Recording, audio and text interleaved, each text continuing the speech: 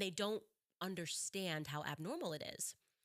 Anyways, switching gears here, I got to show you a couple of clips. They're going viral right now. And CNN has cut these clips because they think they're embarrassing to me. So there's this young woman. She's the same age as me.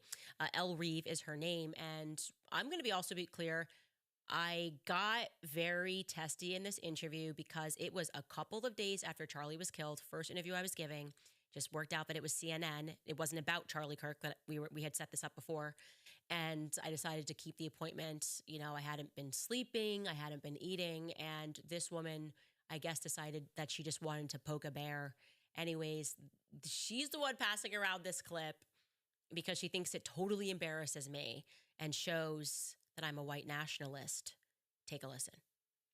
You can criticize Netanyahu without being anti-Israel, and you can criticize Israel without being anti-Semitic.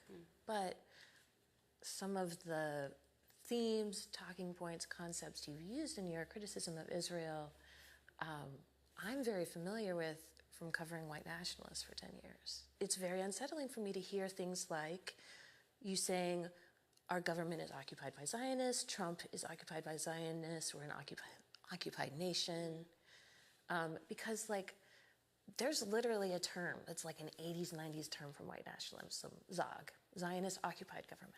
It's their idea that Jews control the world. And I'm wondering, like, are you intentionally referencing those kind of themes?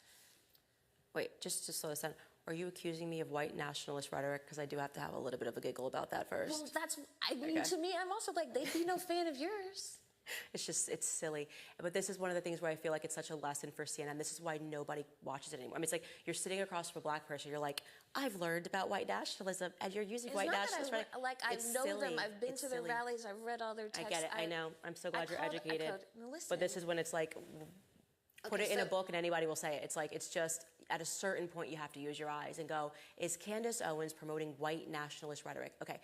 Immediately no. So what else could it be? Could it be that actually Zionism is what it actually represents? What does that mean? Like, Zionism is a political philosophy. Okay? Zionist occupied government. If you look into the history, yes, I believe we are a Zionist occupied government, and we're not the only one. Okay, yes, and I take it to the bank. If you need to walk out of here and say Candace Owens is a white nationalist for you to be able to digest it, then that's fine. You know, you have to deal with that in your own time. But like, what I will say is, maybe this stuff is ambient, and that's where you I stand by every statement that I made, and I want to double down on it.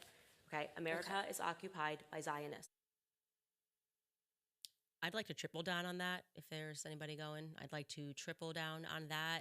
These tactics are super boring and tired, and this is why